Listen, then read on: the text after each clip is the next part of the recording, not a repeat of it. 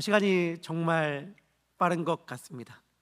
저는 베델에서의 모든 시간이 저의 미국에서의 모든 시간입니다. 베델교회 사역을 할 기회가 되어서 미국에 오게 되었기 때문에 저는 만 7년, 7년 반의 모든 세월 동안 베델교회와 함께 하였습니다. 제가 처음 베델교회에 왔을 때에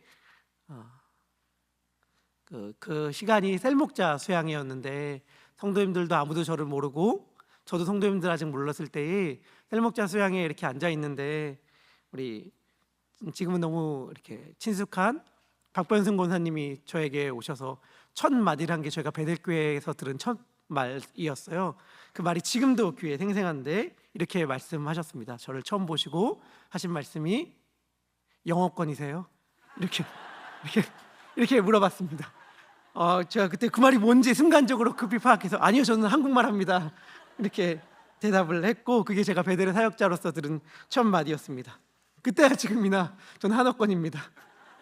그리고 저는 베델권인 것 같아요. 왜냐하면 베델교회의 사역을 하다가 또 베델교회 축복과 은혜 가운데 더 베델교회로 나아가니 저는 죽으나 사나 베델인 것 같습니다. 베델, 주님과 함께 동행하면 그 어디나 하늘나라이잖아요. 하나님의 집에 거한다는 것이 얼마나 큰 축복인지 모르겠습니다. 오늘 시편 가운데에 다윗은 큰 어려움 가운데 놓여져 있습니다. 오늘 시편을 흔히들 밤에 부르는 노래라고 부른다고 하더라고요. 그렇죠. 누구에게나 영혼의 깊은 밤은 있는 것 같습니다. 아무리 평범하고 괜찮게 살아가는 것처럼 보인다 하더라도 잠 못 드는 영혼의 깊은 밤은 누구에게나 있지요. 새로운 교회를 앞두고 설렘과 기대감으로 가득할 것만 같았던 저의 마음 가운데에서도 잠 못 드는 영혼의 깊은 밤은 여지없이 찾아옵니다. 오늘 시인의 상황은 이렇습니다. 우리 함께 9절의 말씀 읽도록 할 텐데요. 우리 9절의 말씀 읽겠습니다. 내가 고통 중에 있사오니 내게 은혜를 베푸소서. 내가 근심 때문에 눈과 영혼과 몸이 쇠하였나이다. 이렇게 고백합니다. 내가 근심 때문에 눈과 영혼과 몸이 쇠하였나이다. 힘들고 피곤하고 지치면 눈이 뻑뻑하고 시야가 흐려지잖아요. 그리고 이 눈은 사실은 온 몸을 가리키는 표현 중에 하나라고 하더라고요. 하지만 저는 근심 때문에 영혼과 몸이 쇠한데 왜 눈이 아프다고 굳이 시인은 얘기했을까? 라고 할 때에 그것은 아마도 극심한 고통으로 인하여 눈물을 펑펑 쏟았기 때문이구나 라는 생각을 하게 됩니다. 제가 참 좋아하는 시편의 구절이 시편 56편 8절인데 여기서 시인이 이렇게 고백합니다. 나의 눈물을 주의 병에 담으소서. 이 주의 병은 가죽 부대 같을 터인데 저는 이 번역이 너무 좋아요. 나의 눈물을 주님의 병에 담아 주시옵소서. 극심한 고통 가운데에 흘리는 눈물로 인해 다윗은 시인의 눈은 상하고 말았고 영혼과 몸 역시 너무 약해지고 말았습니다. 이게 지금 시인의 상황이에요. 왜 이렇게 되었을까? 저는 그런 생각을 해봤어요. 어떤 생각을 해봤냐면 누군가가 나이가 들었다고 할 때에 어떻게 자기가 나이 든 것을 알 수 있을까? 라고 할 때에 제가 스스로 내린 정의는 이것입니다. 아픔이 창피함을 이기면 나이가 든 거다. 아픔이 창피함을 이기면 나이가 든 거다. 이게 무슨 말이냐? 길을 걸어가다가 갑자기 발이 꼬여서 헛디뎌서 넘어집니다. 그러면 주위에 누가 있는지 이렇게 살펴보고 벌떡 일어나서 아무렇지도 않은 척 걸어갈 때가 있잖아요 우리가. 혹은 주변에 친구랑 같이 걸어가고 있는데 비슷한 상황이 펼쳐졌을 때 넘어졌을 때 친구가 괜찮냐고 물어보면 우리는 대답하죠. 괜찮아. 무릎에서 막 피가 막 나서 괜찮아 이러면서 가는데 이 고통이 창피함을 이기는 거예요. 그래서 옆에 누가 있든 친구가 있든 뭐든 너무 아파서 창피한 건 둘째치고 아픈 게 먼저다 라고 한다면 저는 그때가 아마 나이가 든 때가 아닌가 싶습니다. 그런데 이 말이 주는 의미가 뭔가 라고 한다면 우리가 그만큼 타인의 시선을 많이 의식한다는 거잖아요. 우리가 고통 가운데에 슬픔 가운데에 힘들어할 때에 우리를 힘들게 하는 것, 우리를 진짜 아프게 하는 것은 무엇일까 생각해 본다면 아마도 다른 이의 시선 아닐까 생각합니다. 가난이 정말로 힘든 이유는 사실 감추기가 힘들기 때문이에요. 성경에 나와 있는 나병이 그토록 끔찍하고 고통인 이유는 자신의 병을 모든 사람들에게 공개해야 되기 때문이죠.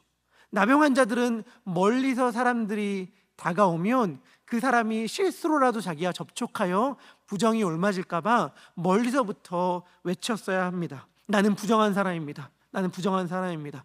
난 나병에 걸린 사람이니 나에게 다가오지 마십시오 라고 외쳤어야만 했습니다. 그때의 나병 환자의 마음은 어땠을까요? 흔히 나병은 이해되기로는 육체적 고통이 없는 질병으로 알려져 있잖아요. 그렇기 때문에 나병 환자가 진짜로 고통스럽다면 그건 육체적 아픔이 아닌 게 분명하죠.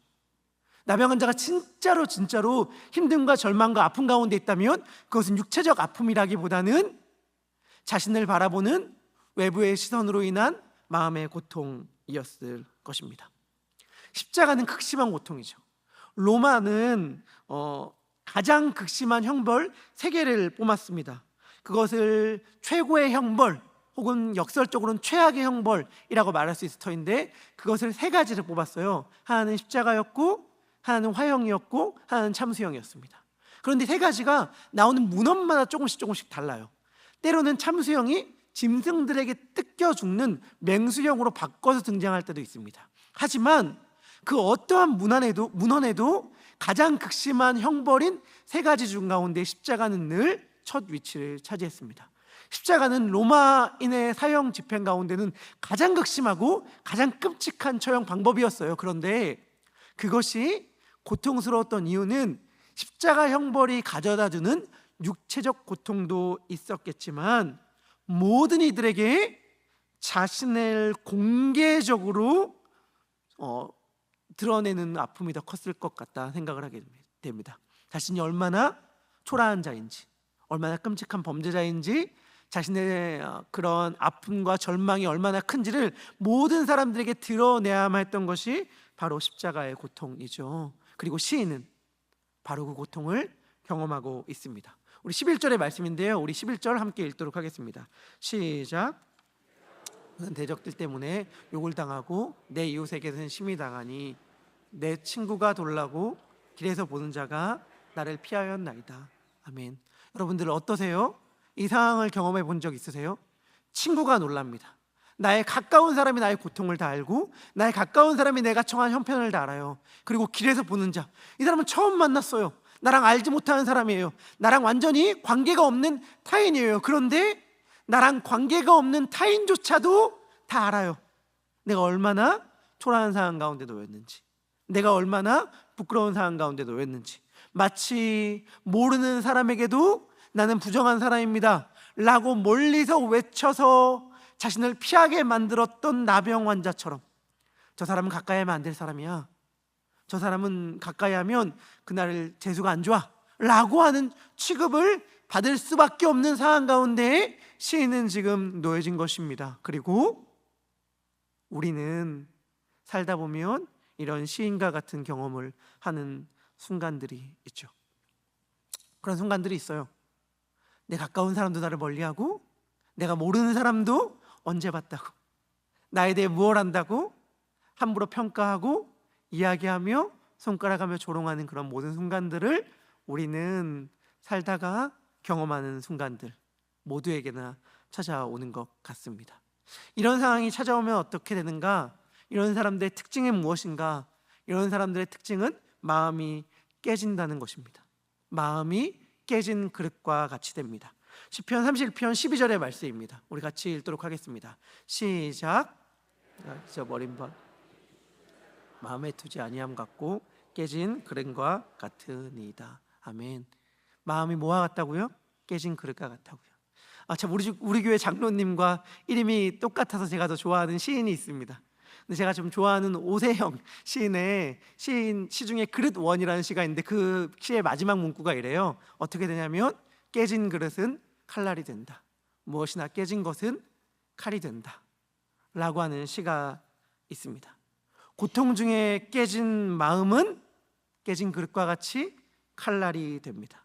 그래서 굉장히 역설적인 이 상황을 우리 모두가 다 경험하는 것인데 그것이 무엇이냐면 내가 가장 아프고 고통 가운데 있어서 모든 힘이 없을 그때에 사실 우리 주변의 사람들의 마음을 가장 아프게 한다는 것이죠. 내가 힘이 아무것도 없는데, 내가 정말 연약한데, 내 모든 고통과 절망으로 인하여 나의 모든 기운이 하나도 없는 그 순간, 사실 우리는 우리 주변과 사람들의 마음을 가장 아프게 합니다. 가장 상처를 주고 가장 찌른단 말이죠. 그게 우리의 일상에서 늘 경험되고 겪는 일입니다. 누군가로 인해 다치고 깨진 마음으로 다른 누군가를 아프고 상하게 합니다. 그래서 어제는 내가 상처를 입은 자지만 오늘은 다른 사람을 상처를 주는 자로 살아가게 되는 것, 그것이 사실 우리가 살아가는 현실이고, 너무나도 분명한 것은 여기에는 평화가 없죠. 여기에는 샬롬이 없습니다. 그런데 바로 그 순간 깨진 고통으로 깨진 마음이 칼날이 되어 다른 이를 아프게 하고 스스로도 파괴적이 되는 그 길을 걷지 않을 수 있는 방법이 있습니다. 깨진 마음으로 나도 아프고 상대방도 아프게 하는 그 길을 가지 않을 수 있는 방법이 있습니다. 그것은 무엇이냐면 그 깨진 마음을 가지고 주님께로 나아가는 것입니다. 그리고 깨진 마음을 가지고 주님께로 나아가 하나님의 은혜를 기억하는 것, 그것이 바로 그 상황 가운데여도 평화를 누릴 수 있는 길입니다. 우리 14절의 말씀 우리 같이 읽도록 하겠습니다. 읽겠습니다. 시작. 여호와여, 그러하여도 나는 주께 의지하고 말하기를 주는 내 하나님이시라 하였나이다. 아멘. 시인이 이렇게 고백하죠. 여호와여, 그러하여도 고통과 절망과 아픔 가운데 내 마음이 산산조각이 났다 하더라도 나는 주께 의지하고 주는 나의 하나님이라 말하겠습니다. 근심 때문에 내 몸과 영혼이 쇠하여지고 펑펑 쏟아내는 눈물로 인하여 내 눈이 상하였다 하더라도, 내 뼈바디가 마르고 산산조각이 났다 하더라도 나는 주는 나의 하나님이라고 고백하겠습니다. 주님, 주의 사랑으로 나를 구원하여 주시옵소서. 이게 바로 아픔과 절망을 넘어서는 평화를 가져다주는 길이에요. 그리고 깨진 마음을 가지고 하나님께로 나아갈 수 있는 길은 하나님의 은혜를 기억하는 데서 옵니다. 시인은 계속 이렇게 고백합니다. 우리 19절의 말씀인데요, 우리 함께 읽도록 하겠습니다. 시작. 주를 위하는 자를 위하여 쌓아두신 은혜, 곧 주께 피하는 자를 위하여 인생 앞에 베푸신 은혜가 어찌 그리 큰지요. 아멘. 우리는 우리 가운데에 하나님이 베풀어 주신 은혜, 예수님이 베풀어 주신 십자가의 은혜를 기억할 때에 비로소 깨진 마음이 칼날이 되어 다른 일을 찌르는 삶이 아닌 주님 앞에 그 마음을 가져가는 삶을 살아갈 수 있습니다. 제가 농담 삼아 하는 말이 있습니다. 저는 미국 올 때 태극기 하나 손에 쥐고 왔다고. 저를 아시는 분은 아시겠지만 저는 지금도 국경일마다 태극기를 집에 걸거든요. 그리고 마치 한국을 향한 마음, 한국을 향한 애국심이 우리 집에 가풍이 되기를 원해서 우리 아들들에게도 넌 한국인이야? 왜? 아들, 벌써 첫째는 커서 질문해요. 왜 내가 한국인이야? 나 미국에 태어났잖아. 나 미국에 살잖아. 왜 한국인이야? 질문하지만 아니야, 넌 한국인이야. 한국인이야. 엄마 아빠가 한국 사람이잖아. 뭐 이런 식의 대화를 늘 아들들이랑 하면서 한국인이라는 걸 강조하고 애국가도 부르고, 그리고 막 이렇게 한국인인 걸 강조합니다. 그러면서 한국에 올 때부터 사실 태극기 제가 들고 왔거든요. 그런데 이건 사실은 저의 바람이기도 하지만 이거보다 더 깊은 제 마음의 소원이 있어요. 그건 뭐냐면, 제가 미국에 올 때 태극기를 손에 쥐고 왔지만 제 마음 가운데는 더 깊은 한 문장을 새기고 왔습니다. 그래서 제가 우리 집에 가온이라고 하면서 우리 아내와는 정말 늘 매일마다 반복해서 하는 말이 있습니다. 그리고 저는 태극기도 한국도 다 잊어도 좋지만 우리 아들이 이것만큼은 절대 잊지 않고 영혼의 가장 깊은 곳에 몸의 세포 가운데에 새겼으면 하는 게 있어요. 그것이 무엇이냐면 은혜를 잊으면 망한다 라고 하는 것입니다. 은혜를 잊으면 망해요. 제가 저의 삶을 살펴봐도 언제 가장 흔들리는가? 언제 가장 위태로운가? 언제 가장 가슴 아픈가? 언제 가장 절망하는가를 살펴보면 여지없이 은혜를 잊었던 때이더라고요. 그런데 저의 영혼의 깊은 밤이 제 아무리 깊어도, 그 어두움이 제 아무리 짙다 하더라도 그 순간에 하나님이 베푸신 은혜만 잊지 않는다면 괜찮더라고요. 그 시간에 하나님이 주신 은혜만 기억한다면 그 순간을 이길 수 있고 견딜 수 있더라고요. 그런데 너무 놀라운 사실은 하나님께서 우리 앞에 은혜를 쌓아주셨다는 사실입니다. 우리 앞에 은혜를 깔아두셨어요. 우리가 앞으로 걸어갈 그 모든 길은 은혜의 길입니다. 그걸 어떻게 할 수 있어요? 그걸 어떻게 할 수 있죠? 아닌 것 같은데 어떻게 할 수 있어요? 네, 알 수 있어요. 어떻게 할 수 있냐면 우리가 걸어온 길을 뒤돌아보면 알아요. 우리가 걸어온 길을 뒤돌아보면 알아요. 아무리 그 순간에 눈물 골짜기를 지나는 것 같이 느껴지고 가시밭길을 걷는 것처럼 느껴졌다 하더라도 지금 와서 돌이켜보면 우리 모두가 다, 여기 앉아 계신 모든 베델의 성도님들이 다 여지없이 할 수밖에 없는 고백, 내 모든 발걸음들은 하나님의 은혜의 걸음이었습니다. 하나님께서 은혜로 인도했다는 고백을 우리 모두가 할 수밖에 없잖아요. 그러니까 우리가 지금도 고백할 수 있는 그 고백이 뭐예요? 지금 내 앞에 제 아무리 태산이 높고 산이 험한 것처럼 느껴진다 하더라도 그것은 산이 높은 게 아니라 하나님의 은혜가 쌓아져 있는 것이구나.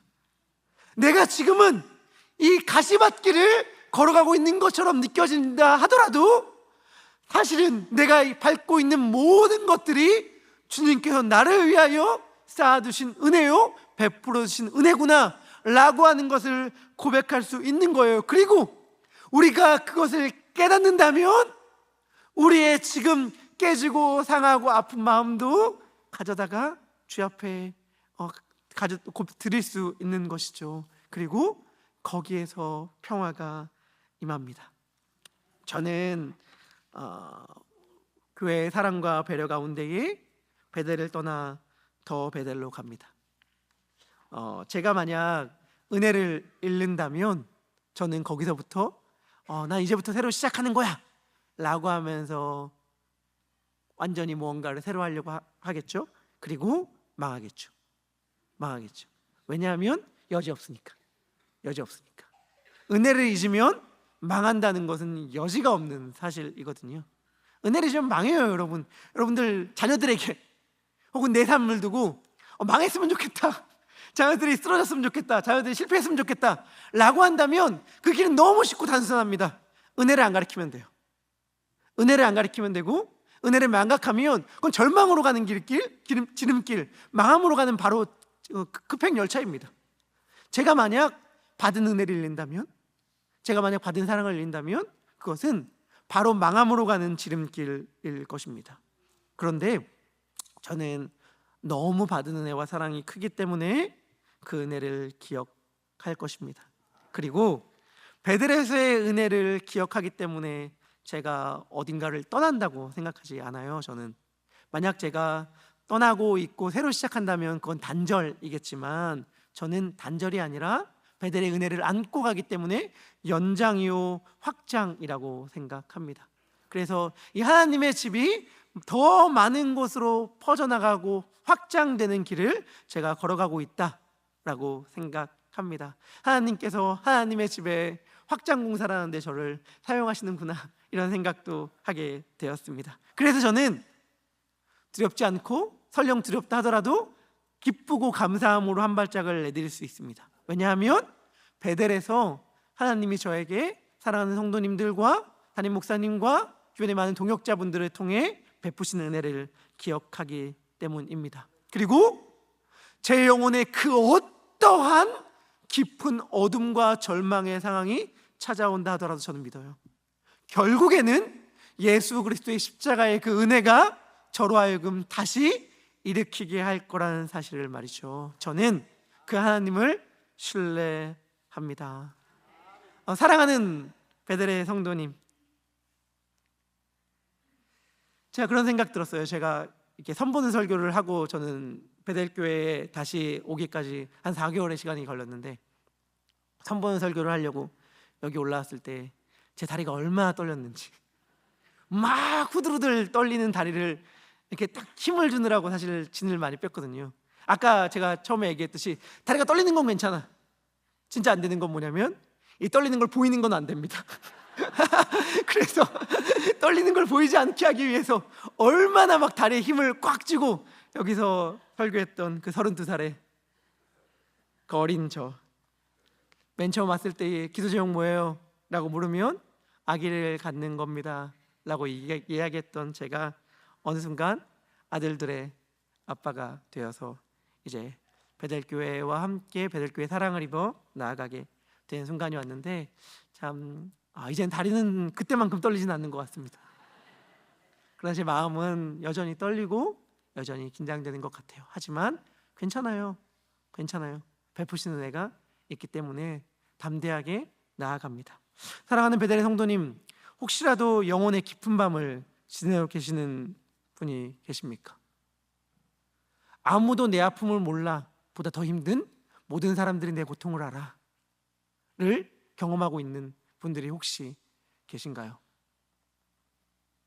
그 길을 견디고 결국에는 승리할 수 있는 유일한 길은 하나님의 은혜를 기억하는 것, 그리고 그분을 사랑하는 것입니다. 우리 23절의 말씀입니다. 우리 23절의 말씀 우리 같이 읽도록 하겠습니다. 너희 모든 성도들아 여호와를 사랑하라. 여호와께서 진실한 자를 보호하시고 교만하게 행하신 자에게 엄중히 갚으시느니라.